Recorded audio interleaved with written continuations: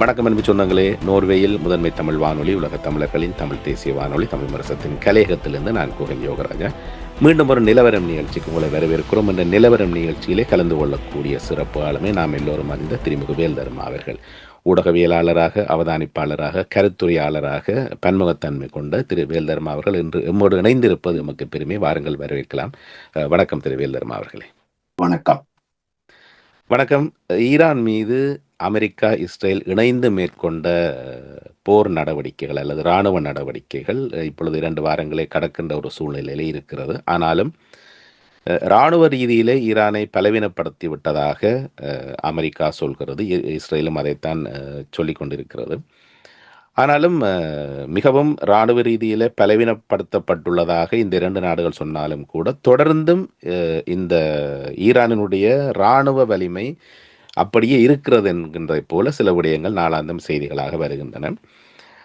இதிலே அமெரிக்கா பல்வேறு காலகட்டங்களிலே இந்த ஈரான் மீதான இராணுவ நடவடிக்கைக்கான நோக்கம் என்னவென்று ஒரு நோக்கத்தை சொல்லவில்லை. ஒவ்வொரு காலகட்டத்துக்கு ஒருக்க ஒவ்வொன்றை சொல்லுகின்றார். ஒரு முறை சொல்லுகின்றார்கள், ஈரானிடம் இருக்கக்கூடிய அணுசக்தி தயாரிக்கக்கூடிய அந்த வல்லமையை அழித்தொழிக்க வேண்டும் என்று சொல்லுகின்றார்கள். இன்னொரு முறை சொல்லுகின்றார்கள், ஈரானிலே ஒரு ஆட்சி மாற்றத்தை கொண்டு வர வேண்டும் என்று, புரட்சிகர இஸ்லாமிய படையினுடைய ஆட்சியை கவிழ்த்து அமெரிக்க சார்பு கொள்கையுடைய ஒரு ஆட்சி மாற்றத்தை கொண்டு வர வேண்டும் என்று ட்ரம்ப் அடிக்கடி மாற்றி மாற்றி கருத்துக்களை சொல்லிக் கொண்டிருக்கிறார். இந்த கருத்துடன் நிலைப்பாடான நிலையில் அவர் இல்லை என்பது தெளிவாக புரிகிறது. இருந்தாலும் இவர்கள் நினைப்பதைப் போல ஈரானிலே ஒரு ஆட்சி மாற்றத்தை கொண்டு வர முடியும் என்று நீங்கள் நினைக்கின்றீர்கள்? அதாவது இப்பொழுது இருக்கக்கூடிய இஸ்லாமிய புரட்சிகர காவல் படையினுடைய அதிகாரங்களை முறித்து அமெரிக்காவோடு ஒரு சிநேகபூர்வமான தொடர்புகளை கொண்டிருக்கக்கூடிய விதமாக ஒரு அரசை அங்கு கொண்டு வர முடியும் என்று நீங்கள் நினைக்கின்றீர்களா? கடந்த கால வரலாறுகளோடு ஒப்பிட்டு இதை பேசலாம்.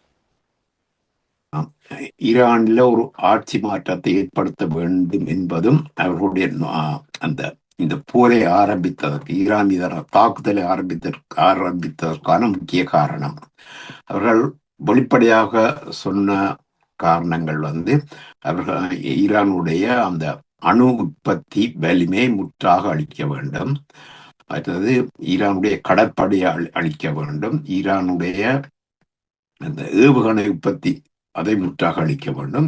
மற்றது ஈரான் அந்த மத்திய ஆசிய நாடுகளிலும் வட ஆப்பிரிக்க நாடுகளிலும் உள்ள அந்த விடுதலை அமைப்புகளுக்கு, நாங்கள் விடுதலை அமைப்பு சொல்லும், அமெரிக்காவும் இஸ்ரேலும் அவர்களை பயங்கரவாத அமைப்புகள் சொல்ல அவர்களுக்கு கொடுக்கின்ற ஆதரவை நிறுத்த வேண்டும்.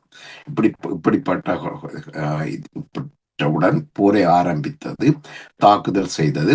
அங்கு ஆட்சி மாற்றம் செய்யலாம் சொன்னால் முதலில் ஆட்சியாளரை மாற்றிவிட்டார்கள். அதாவது ஏற்கனவே இருந்த ஒரு 86 வயதான ஆட்சியாளரை கொன்று விட்டார்கள். சட்டத்துக்கு விரோதமான முறையில் கொண்டு விட்டார்கள். ஆனால் இவர்கள் எதிர்பார்த்திருந்தார்கள், அவரை கொன்றவுடன் அவற்றை இடத்துக்கு யார் வருவது என்பது தொடர்பாக ஒரு போட்டி நடக்கும், அங்கு ஒரு பிளவு நடக்கும், அது தங்களுக்கு சாதகமாக அமையும் என்று நினைத்திருந்தார்கள். ஆட்சி தொடர்கின்றது. அவருடைய மகனை அந்த இடத்துக்கு ஆட்சியில் அமர வைத்துவிட்டு ஏற்கனவே இருந்த அந்த ஆட்சி கட்டமைப்பு அங்கு தொடர்ச்சியாக செயல்பட்டு கொண்டே இருக்கின்றது. அங்கு எந்த விதமான ஒரு பிளவும் வந்ததாக தெரியவில்லை. அப்போ ஒரு கட்டத்தில் இந்த சுற்று வர உள்ள நாடுகள் மீது தாக்குதல் நடத்த மாட்டோம் என்று ஈரானுடைய குடியரசுத் தலைவர் சொல்லியிருந்தார். ஆனாலும் அதற்கு பிறகு தாக்குதல் நடந்தவுடன் சிலர் கருதினார்கள் இது ஒரு வகையான பிளவு அவர்களுக்கிடையே. அதாவது உண்மையில நடந்தது என்று சொன்னால், இந்த அவர்களுடைய உச்ச தலைவர் அயத்துல்லா அலி கொமேனி கொலை செய்யப்பட்ட பின்னர் மற்ற தலைவர்கள் எல்லாரும் வேறு வேறு இடங்களில் இருந்து செயற்படுவதுடன் அவர்களுக்கு இடையிலான தொடர்பாடல்களும் போதிய அளவிலே இல்லை. தொடர்பாடலை வைத்துக் கொண்டே அவர்கள் ஈடுபடுத்த அறியலாம் என்ற வகையில அவர்கள் வேறு வேறு இடத்துல செயற்பாடுதான் இப்படி ஒரு வேறுபட்ட கருத்து வந்தது. இப்ப சூழ வர உள்ள நாடுகள் மீது தாக்குவதை ஈரான் தன்னுடைய கொள்கையாக வைத்திருக்கின்றது. அதிலும் குறிப்பாக சூழ வர உள்ள நாடுகள் உள்ள அமெரிக்க படைநிலைகள் மீது தாக்குதல் செய்வது, அந்த அதைத்தான் வைத்துக் ஆட்சி மாறவில்லை, அது தொடர்ந்து கொண்டே இருக்கின்றது. ஆட்சி மாற்றம் என்பது இவர்களுக்கு ஏற்ற வகையில் ஒரு அரசு அங்கு வந்தால் அது ஆட்சி மாற்றம். இந்த ஆட்சி தொடர்ந்து இருக்கின்றது. அவை தொடர்ச்சியான தாக்குதல் மூலம் அதாவது யார் அந்த அவர் அந்த ஆட்சியாளராக வந்தாலும் அவர்களை கொள்வோம், ஓடவும் முடியாது ஒழியவும் முடியாது, தொடர்ச்சியாக கொண்டே இருப்போம். கடைசியில் அவர்கள் அன்கண்டிஷனல் சரண்டர், நிபந்தனையற்ற ஒரு சரணடைவதற்கு அவர் வெறும் வரை தாக்குதல் செய்வோம் என்று சொன்னார். ஆனால் ஆட்சி மாற்றம் ஈரானில் இன்று வரை நடக்கவில்லை. நல்லது. இந்த வேளை இப்பொழுது ஈரானுடைய அதி உச்ச மதத்தலைவராக இருந்த அயத்தொல்லா அலி கமேனி அவர்கள் முதல் நாளிலேயே கொல்லப்பட்டிருக்கின்றார். மிகவும் பாதுகாப்பான சூழலிலே வைக்கப்பட்டிருந்த அவர் கொல்லப்பட்ட பொழுது அவர்கள் மறைந்திருந்த அந்த ரகசிய இடத்தின் மீது அமெரிக்காவினுடைய அந்த மிக சக்தி வாய்ந்த குண்டு, நிலத்தை துளைத்து சென்று தாக்கக்கூடிய குண்டு வீசப்பட்ட பொழுது அவர் ஈரானுடைய அதி உயர் மட்ட பீடத்தோடு சந்திப்பில் இருந்தார் என்று சொல்லப்படுகிறது. இந்த விடயம் எப்படி நடந்தது? அதியுச்ச பாதுகாப்போடு இருந்த ஒரு அரசு தலைவர் எவ்வாறு கொல்லப்பட்டார்? இதற்கான வாய்ப்புகள் எவ்வாறு அமைந்தன? இவருடைய உறைவிடம் வந்து ஒரு 6 மாடி கட்டிடத்துக்கு கீழே, அதுக்கு கீழே பல அடுக்குகள் போய் அகலும் அடியில் ஒரு அடுக்கு இருக்குது. அந்த அடியில் இருக்கிறதா பாதுகாப்பான இடம், கொண்டு போய் துளைக்காத இடம். இப்ப இந்த இவர்கள் தாக்குதல் தொடங்கினவுடன் ஒரு கூட்டம் ஒன்று கூட வேண்டும், மற்றவர்களுடன் கலந்து ஆலோசிப்பதற்கான ஒரு கூட்டம் ஒன்று அங்கு கூடப்பட வேண்டும் என்பதற்காக அவர் தன்னுடைய அந்த பாதுகாப்பான இடத்திலிருந்து மேலே வந்து தான் இந்த கூட்டத்தை நடத்த தொடங்கிய போதுதான் இந்த தாக்குதல் நடந்தது. இப்ப இதுல முதலாவது என்னன்னு சொன்னால், அமெரிக்காவினதும் ஸ்ரீலனுடைய உளவுத்துறையுடைய திறன். மற்றது ஈரானுடைய உளவுத்துறை மிக மிக ஒரு வலிமை குறைந்த ஒரு உளவுத்துறை என்பது எங்களுக்கு இதுவரை காலமும் நடந்த 1979ஆம் ஆண்டுக்கு பின்பு ஈரான்ல நடந்து கொண்டிருப்பவற்றை பார்க்கும்போது தெரியும். அங்கு தாக்குதல் செய்வது, அங்கு விஞ்ஞானிகளை கொள்வது எல்லாம் எல்லாம் நடந்து கொண்டிருக்கிறது. அது ஒன்று இன்டெலிஜென்ஸ், மற்றது கவுண்டர் இன்டெலிஜென்ஸ். கவுண்டர் இன்டெலிஜென்ஸ் வந்து ஈரான்ல வீக்கஸ்ட் இந்த வேர்ல்டு என்று சொல்ல வேண்டும். உலகிலேயே மிகவும் வலிமை குறைந்த கவுண்டர் இன்டெலிஜென்ஸ் தான் ஈரானுடையதுன்னு சொன்னா, இந்த மொசாட்டினுடைய நடவடிக்கைகளை ஒழிப்பதற்கொண்டு ஒரு பிரிவை உருவாக்கினார்கள். அந்த பிரிவினுடைய தலைவராகவும் ஒருவரை நியமித்தார்கள் ஈரானிய அரசு. அவர் மொசாட்டினுடைய ஏஜென்ட். அப்ப அந்த அளவுக்கு இவர்களுடைய கவுண்டர் இன்டெலிஜென்ஸ் மிகவும் வலிமை குறைந்ததாக இருந்தது. மற்றது அவர்களுடைய படைத்திறமை, 2 நாடுகளுடைய படைகளுடைய திறமை. முதல் வந்து அமெரிக்காவுடைய B2 பொம்மர், அது வந்து ஸ்டெல்த் விமானம், ரடார்களுக்கு புலப்படாத விமானம். அந்த விமானங்கள் போய் ஈரானுடைய ரடார்களை அழித்தது. அப்ப அதற்கு பின்பு மற்ற விமானங்கள் போவதற்கு, அதாவது பழைய விமானங்கள் B1, B52, இந்த 2ம் தொலைதூர தாக்குதல் விமானம் மட்டுமல்ல, அதிக எடையுள்ள குண்டுகளை கொண்டு போய் தாக்கக்கூடிய விமானங்கள். இப்ப இவர்கள் இந்த 2 விமானங்கள் வீசிய குண்டுகளால ஈரானுடைய விமான எதிர்ப்பு முறைமை, வேவுகணை செலுத்திகள் பல அளிக்கப்பட்டன. அதற்கு பின்பு F-35, F-32, F-35, F-22, மற்றது EA-18G என்ற விமானம். இதுகள் போய் அங்குள்ள இலத்திரனியல் எல்லாவற்றையுமே செயலிழக்க செய்யக்கூடியவை, எலக்ட்ரானிக் வார்ஃபேர்னு சொல்றார்கள். அதெல்லாம் செய்த பிறகு இஸ்ரேலுடைய விமானங்கள், இஸ்ரேலுடைய F-15 விமானம் போய் ப்ளூ அரோ என்ற ஒரு குண்டை வீசுகின்றது. அந்த குண்டு என்ன, விமானத்தில் இருந்து மேல் நோக்கி அதை முதல் செலுத்தப்படும். அது மிகவும் உயரத்துக்கு போகும். தன்னுடைய எரிசக்தியை வைத்துக் உயரத்துக்கு போய் அப்புறம் அந்த உயரத்தில் இருந்தால் விழுகுது. இவர் இருந்த அந்த மாளிகைக்கு இலக்கு வைத்து அது விழும்போது அதனுடைய வேகம் மிகவும் அதிகரிக்கும். புவியீர்ப்பாலும் அதனுடைய இயக்கத்தாலும் அதனுடைய வேகம் மிகவும் அதிகரித்து ஒலியிலும் பார்க்க 9 மடங்கு வேகத்துல அந்த குண்டு போய் அந்த நிலத்துல அடிக்குது. அந்த அப்படியே அடிக்கின்ற போது இந்த ஒரு குண்டு போய் நிலத்துல வேகமா அடித்தாலும் அது பெரிய பெரிய ஒரு பிளவை ஆழமான பகுதிக்கு செய்யக்கூடியது. இந்த மாதிரி 30 குண்டுகளை அங்கு வீசினார்கள். 30 வீசிய போது அந்த பிரதேசம் முழுவதும் அழிந்தவுடன் அந்த உச்ச தலைவரும் கொல்லப்பட்டு அவருடன் இருந்த வேறு 40க்கு மேற்பட்டோரும் கொல்லப்பட்டனர். இந்த அவருடைய மகன், தற்போதைய உச்ச தலைவராக இருக்கின்றவர் கூட காயமடைந்திருந்தார் அதில் என்று சொல்லப்படுகின்றது. இல்லை ஒரு ஒரு விடயத்தை நாங்கள் பார்க்க முடிகிறது திருவேல்வர்மா அவர்கள். அதாவது ஒரு நாட்டினுடைய அதிஉச்ச தலைவர். அவரிடமே அநேகமாக அந்த நாட்டினுடைய பாதுகாப்புத்துறை உள்ளிட்ட அரசாங்கம் எல்லாமே வந்து ஒரு அவருடைய கட்டுப்பாட்டு கீழே இருக்கும். அதுவும் குறிப்பாக இஸ்லாமிய சட்டங்களுக்கு கீழே இயங்கக்கூடிய அந்த நாட்டிலே வந்து மதத்தலைவருடைய கையிலே இருக்கும். ஆனால் இங்கே ஒரு தலைமையே கொல்லப்பட்டதற்கு பிறகும் இப்பொழுதும் ஈரான் வந்து ஒரு இராணுவ தாக்குதலை மேற்கொள்ளக்கூடிய ஒரு சூழ்நிலையிலே தொடர்ந்தும் இருப்பதற்கான சாத்தியக்கூறுகள் எங்கிருந்து அமைகின்றன? பொதுவாக ஒரு தலைவர் கொல்லப்பட்டால் அந்த நாடு கொஞ்சம் தத்தளிக்கும். அதாவது கொலப்ஸ்ட் ஆகக்கூடிய வாய்ப்பு இருக்கிறது. உடைந்து போகக்கூடிய வாய்ப்பு இருக்கிறது. உள்நாட்டு கலவரங்கள் அதிகார போட்டி நிறைய வரக்கூடிய வாய்ப்பு இருக்கிறது. ஆனாலும் அந்த விடயங்களையும் தாண்டி அந்த நாட்டிலே சேதங்கள், உயிர் சேதங்கள் அதிகமாக இருந்தாலும் அதி உயர் தலைவர் கொல்லப்பட்டதன் பின்பும் தனியே தலைவர் மட்டுமல்ல, இராணுவ அதிகாரிகள், அவரோடு கூடியிருந்த அரசியல் பிரதானிகள் பலர் இதிலே கொல்லப்பட்டதாக, முதல் நாள் தாக்குதலில் கொல்லப்பட்டதாக தகவல் இருக்கிறது. இருந்தும் இன்று 2 வாரங்கள் கடக்கின்ற நிலையிலும் மத்திய கிழக்கில் இருக்கக்கூடிய அமெரிக்க தளங்கள் மீது தொடர்ந்தும் ஈரானால் தாக்குதல் நடத்தக்கூடிய நிலையிலே ஈரான் எப்படி தன்னை வைத்துக் கொள்கிறது? இதற்கான கட்டளைகள் அங்கிருந்து பிறப்பிக்கப்படுகின்றன. யார் ஒருவர் அதை நடத்த கட்டளையை மேற்கொள்ள வேண்டிய ஒரு சூழ்நிலை தான் இருக்கிறது தானே. அந்த அந்த அந்த யார் ஒருவர் யார் என்பதுதான் இங்கே கேள்வி. ஈரானுடைய அரசியலமைப்பு 1979ஆம் ஆண்டு 79ஆம் ஆண்டு புரட்சிக்கு பின்னர் கொண்டு வந்த அரசியலமைப்பு வந்து தங்களுடைய அரச கட்டமைப்பை ஒரு நல்ல முறையில வகுத்துள்ளது. அறிஞர்கள் சபை என்று ஒன்று இருக்கும், பாதுகாவலர் சபை என்று இன்னொன்று இருக்கும், நாடாளுமன்றம் இருக்கும், மற்றது குடியரசுத் தலைவர் அவர் இருப்பார். மற்ற எல்லாவற்றுக்கும் மேலாக உச்ச தலைவர் இருக்கின்றார். அது மட்டுமல்ல, இவ்வளவற்றையும் பாதுகாக்க ஒரு படை, அது ஒரு சிறப்பு படை.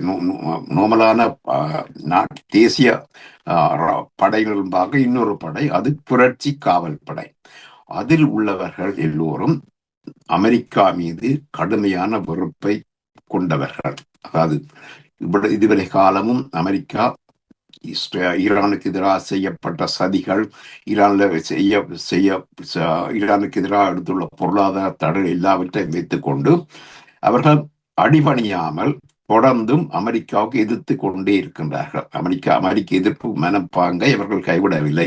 ஒரு சிலர் கைவிட்டிருக்கலாம். பெரும்பாலானவர்கள், அதிலும் குறிப்பாக இந்த புரட்சிகர பாதுகாப்பு படையினர், ரிப்பப்ளிக்கன் கார்டு என்று அவர்களை சொல்வார்கள், குடியரசு காவல் படையினர், அவர்கள் வந்து உறுதியாக இருப்பதால் தான் தொடர்ச்சியாக செய்யக்கூடியதாக இருக்கின்றது. மற்றது மக்கள் என்று பார்த்தோம் என்று சொன்னால், நாங்கள் பார்த்து தற்போது வியக்கின்ற அமெரிக்கர்களும் ஐரோப்பியர்களும் காட்டு மிராண்டிகளாக இருந்த போது, சுமார் 5000 ஆண்டுகளுக்கு முன்னர் அவர்கள் அம்பும் வில்லையும் வைத்து படைகளை வைத்து மிருகங்களை வேட்டையாடி சாப்பிட்டு கொண்டிருக்கின்ற போது ஒரு வளர்ச்சி பெற்ற சமூகமாக, நாகரிக வளர்ச்சி பெற்ற சமூகமாக ஈரான் இருந்தது. 5000 ஆண்டு வரலாற்றை கொண்டது. அந்த அதனுடைய தேச எல்லை வந்து உறுதியாக இருக்கின்றது. அன்றிருந்து இன்று வரை உறுதியாக இருக்கின்றது. அப்ப எனக்கு தெரியும், மங்கோலிய பேரரசு படையெடுத்து பெரும்பாலான நிலங்களை கைப்பற்றியது. அதனால ஈரானை கைப்பற்ற முடியவில்லை. ஐரோப்பிய நாடுகள் இந்தியாவை கைப்பற்றியது வரை சென்று எல்லாம் கைப்பற்றியது. ஆனால் அவர்களால் ஈரானை கைப்பற்ற முடியவில்லை. ஈரான் வந்து தற்போதைய மக்கள் தொகை 9 கோடி, இந்தியாவில் 100 கோடிக்கு மேல் 130 கோடி. அப்ப அந்த அளவு பெரிய நாட்டை கைப்பற்றிய ஐரோப்பியர்களால ஈரான்ல ஒரு துண்டு இல்லத்தை கூட கைப்பற்ற முடியாமல் போடுது. அப்ப அவர்களுக்கு ஒரு வரலாறு, வீரமிக்க வரலாறு இருக்கின்றது. அதுதான் இவர்கள் இப்போதும் உறுதியாக இருக்கின்றார்கள். மற்றது இவர்களுடைய படை உற்பத்தி நிலையங்கள், படைக்கலங்கள் யாவும் நிலத்துக்கு கீழே பல அடிகள் ஆழத்தில், அது மலைக்கு கீழே பல அடிகள் ஆழத்தில் பாதுகாப்பாக வைத்திருக்கின்றால். அதற்கு கீழே ஒரு நகரங்கள் கூட கட்டப்பட்டிருக்கின்றன. அந்த ஏவுகணை உற்பத்திகள் எல்லாம் அங்குதான் செய்யப்படுகின்றது. இப்ப நீங்கள் கேட்கலாம், இப்ப செய்திகள் வருகின்ற ஈரானிலிருந்து ஏவுகின்ற ஏவுகணைகளுடைய எண்ணிக்கை குறைந்து விட்டது என்றுதான் தற்போது வருகின்ற செய்திகள். அது உண்மைதான். என்று சொன்னால், இந்த ஏவுகணைகளை இல்லத்துக்கு அடியில வச்சிருக்கலாம். ஏவுகணை செலுத்திகளை வெளியே மேல்பரப்பு கொண்டு பறந்து அங்கிருந்தான் தாக்குதல் செய்ய வேண்டும். அதை அழித்துக் கொண்டிருக்கிறார்கள். அப்ப அதை அதை அதை அதாவது கணிசமான அளவு ஏவுகணை செலுத்திகளை இவர்கள் அழித்து விட்டதாக சொல்கின்றார்கள். ஆனால் இன்னும் பல ஏவுகணை செலுத்திகள் அவர்களிடம் இருக்கின்றது. அப்ப அவர்களை பாதுகாப்பாக வைத்திருக்க வேண்டும் என்பதற்காகத்தான் இந்த தற்போது செய்கின்ற அந்த ஏவுகணை தாக்குதல்கள் குறைந்துள்ளன. கிட்டத்தட்ட 2000க்கு மேற்பட்ட ஏவுகணைகள் அவர்களிடம் ஏற்கனவே இருந்தது என்று சொல்லப்பட்டது. தற்போது 500க்கு மேற்பட்ட ஏவுகணைகளை வீசியுள்ளார்கள். இன்னும் 1500 ஏவுகணைகள் அவரிடம் இருக்கின்றது. ஆளில்லா போர் விமானங்கள் ட்ரோன்ஸை பொறுத்தவரை 80,000க்கு மேல அவர்களிடம் இருந்தது போர் தொடங்க முன். இந்த போர்ல ஒரு 10,000 பாவித்திருக்கலாம். அப்ப இன்னும் அவர்களால் தொடர்ந்து தாக்குதல் செய்ய முடியும். அதனால் தான் அவர்கள் உறுதியாக இருக்கின்றார்கள். இன்று மன்னிக்கவும் 11ஆம் தேதி மார்ச் மாதம் 11ஆம் தேதி ஈரானுடைய குடியரசுத் தலைவர் சொல்லியிருக்கின்றார், தாங்கள் அடிபணிய மாட்டோம், எங்களுடைய நிபந்தனைகளை ஏற்றுக்கொள்ளும் வரை நாங்கள் அடிபணிய மாட்டோம். இப்ப அவர்களுடைய நிபந்தனை சொன்னால் அந்த அணுக்குண்டு தயாரிப்பதோ அல்லது யுரேனியத்தை பதப்படுத்துவதோ அவர் தங்களுடைய உரிமை. அந்த உரிமையை யாருக்கும் விட்டுக் கொடுக்க மாட்டோம். அதில் அவர்கள் மிகவும் முக்கியமாக இருக்கின்றார்கள்.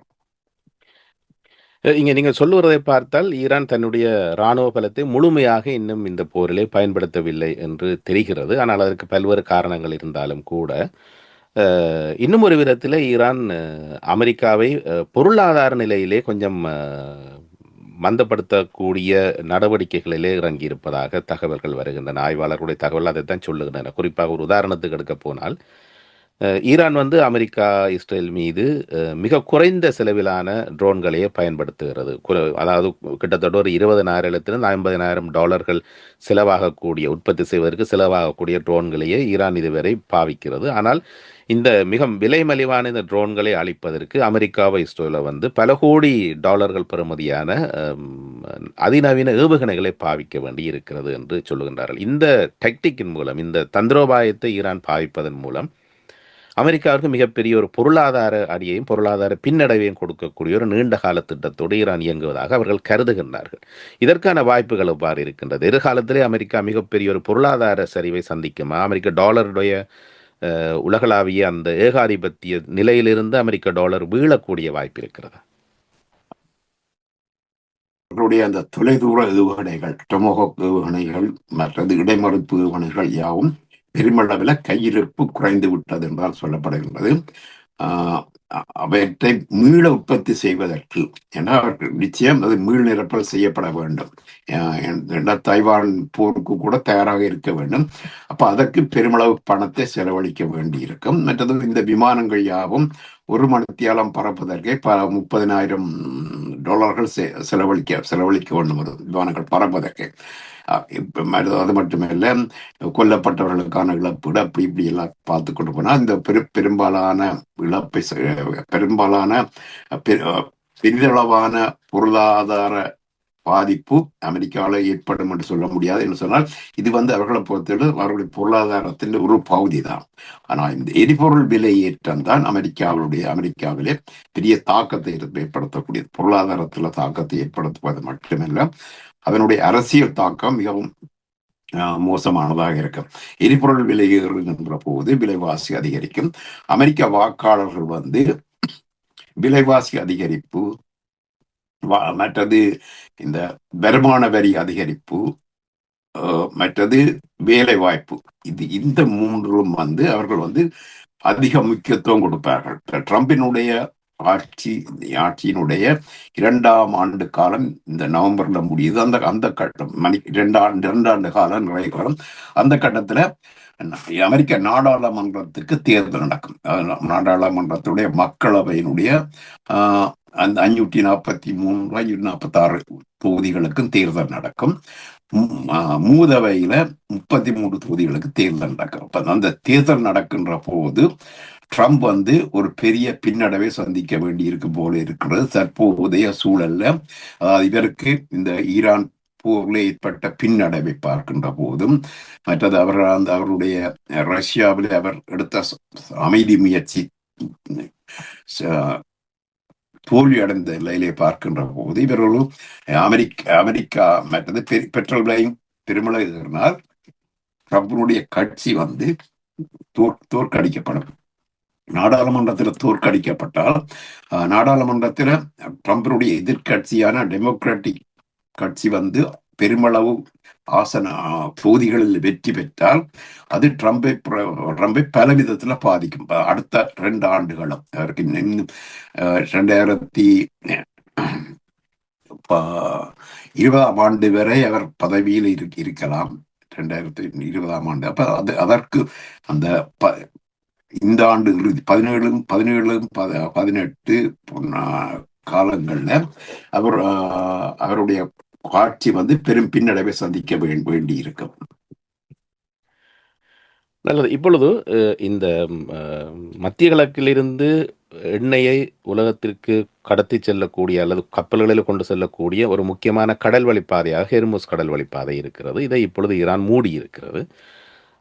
இதன் உலகத்தினுடைய கிட்டத்தட்ட 20லிருந்து 30 வீதமான எண்ணெய் வளங்கள் வந்து இந்த ஹெர்முஸ் கடல் வழிப்பாதையாக கொண்டு செல்லப்படுகிறது என்று சொல்லுகின்றார்கள். இப்பொழுது இந்த ஈரான் இந்த கடல் வழிப்பாதையை மறு அறிவித்தல் வரை மூடி இருப்பதால் அதன் வழியாக எண்ணெய் கப்பல்கள் செல்ல முடியாமல் கிட்டத்தட்ட 200-300 எண்ணெய் கப்பல்கள் அந்த கடல் பகுதியிலே நங்கூரமிட்டிருப்பதாக சொல்லப்படுகிறது. இதற்கிடையிலும் வந்து இந்த மூடப்பட்ட ஹெர்முஸ் வழியாக எந்த நாட்டு கப்பலாவது நுழைந்து போக முற்பட்டால் அவை தாக்கப்படும் என்று ஈரான் அறிவித்திருக்கிறது. இன்று வந்திருக்கக்கூடிய செய்திகளிலே கிட்டத்தட்ட 3 கப்பல்கள் இவ்வாறு இந்த கடல் வழியை பாதையை கடக்க முயன்று ஈரானால் தாக்கப்பட்டு சேதப்படுத்தப்பட்டிருப்பதாக தெரிவிக்கிறது. இந்த செய்தியை ஈரான் வெளியிட்டதன் பிறகு அமெரிக்கா அதிபர் ட்ரம்ப் சொல்லியிருந்தார், இந்த ஹெர்முஸ் கடல் வழி பாதையை தாங்கள் திறப்பதாகவும் அதற்கு அமெரிக்க கடற்படை பாதுகாப்பு வழங்கும் என்று சொல்லியிருந்தார். ஆனால் இது அவர் சொல்லி கிட்டத்தட்ட இப்பொழுது ஒரு 5-6 நாட்கள் கடந்து விட்டன. இன்றும் அந்த இடத்துல ஒரு அருகிலே கூட அமெரிக்காவால் போக முடியவில்லை. ஆக இந்த இடத்துல ஈரானுடைய வலிமை என்பது, ஈரானுடைய பிடி என்பது இறுக்கமாக இருப்பதற்கான காரணம் என்னவாக இருக்கும்? அது புவியியல் அமைப்பு சார்ந்த காரணமாக இருக்குமா அல்லது இராணுவ வலிமை சார்ந்த காரணமாக இருக்குமா? இந்த ஹோமஸ் நீரிணை ஊடாக உலக எரிபொருள் விநியோகத்தின் 20 விழுக்காடு நடக்கின்றது. ஆசிய நாடுகளினுடைய 70க்கு மேற்பட்ட விநியோகம் இந்த ஹோமஸ் நீரிணை ஊடாக நடக்கின்றது. இந்த ஹோமஸ் நீரிணை ஒரு அகலம் குறைந்த நீர்ப்பரப்பு, அதாவது ஓமான் வளைகுடாவையும் பாரசீக வளைகுடாவையும் இணைக்கின்ற ஒரு சிறிய நீரிணை தான் அந்த அந்த ஹோமஸ் நீரிணை. அது வந்து ஈரானுடைய நிலப்பரப்பின் தெற்கு கரையில் இருக்கின்றது.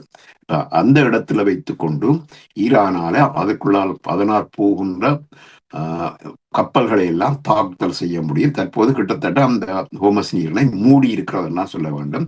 அதனூடாக போன கப்பல்கள் மீது ஈரானியர்கள் தாக்குதல் செய்கின்றார்கள். அவர்கள் தற்போது மிக உறுதியாக சொல்லி உள்ளார்கள், ஒரு துளி எரிபொருளேனும் அந்த அந்த கடல் ஊடாக, அந்த ஹோமஸ் நீரிணை ஊடாக நாங்கள் செல்ல விட மாட்டோம் என்று சொல்லியிருக்கிறார்கள். அப்ப இந்த ஹோமஸ் நீரிணை ஊடாக செல்லுகின்ற கப்பல்களை தாக்குதல் செய்து அந்த விநியோகத்தை முற்றாக தடை செய்வது ஈரானியர்களுக்கு அது ஏற்கனவே அதுல அனுபவமும் திறமையும் பெற்றுள்ளவர் என்பதால் அதை அவர்களால் தொடர்ந்து செய்ய முடியும்.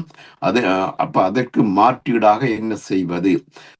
இந்த நமக்கு தெரியும், இந்த ஹோமஸ் நீரின பிரச்சனை வந்தவுடனே ஜேமனுடைய அதிபர் வெள்ள மழைக்கு உடனே போய்விட்டார் சொன்னா அவர்களுடைய நாடுகள் தான் பெருமளவில் பாதிக்கப்படுகின்ற நாடுகளாக இருக்கின்றன.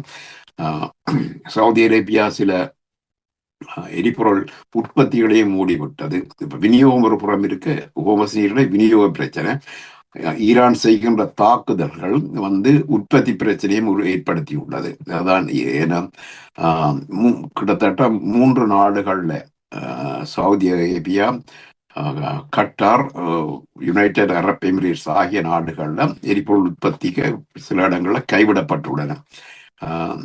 கட்டார் வந்து முற்றாக தன்னுடைய எரிவாயு உற்பத்தியை நிறுத்திவிட்டது. இப்ப எல்லாவற்றையும் இதுவே எல்லாம் வந்து பல உலகெங்கும் எரிபொருள் விலையை அதிகரிக்க செய்யும். இது வந்து உலகெங்கும் பெரிய பாதிப்பு ஏற்படுத்தும்.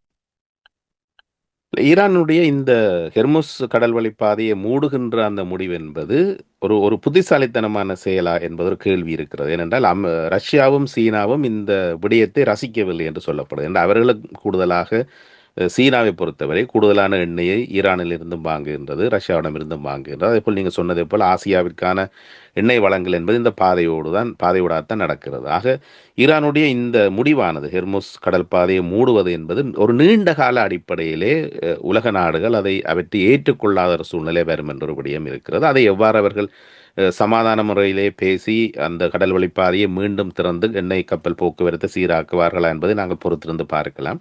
இங்கே இன்னொரு விடயம் இருக்கிறது. ஏற்கனவே நாங்கள் சொன்னதுதான் அமெரிக்காவிற்கான அந்த பொருளாதார இழப்பு என்பது. இப்பொழுது அமெரிக்கா ரஷ்யா மீது தானே விதித்த தடைகளை தானே இப்பொழுது நீக்குவதற்கான ஆலோசனையை செய்து கொண்டிருக்கிறது என்ற தகவல் இருக்கிறது. அதேபோல் ரஷ்யாவிடமிருந்து எண்ணெய் வாங்கக்கூடாது என்று இந்தியாவை நிர்பந்தித்திருந்த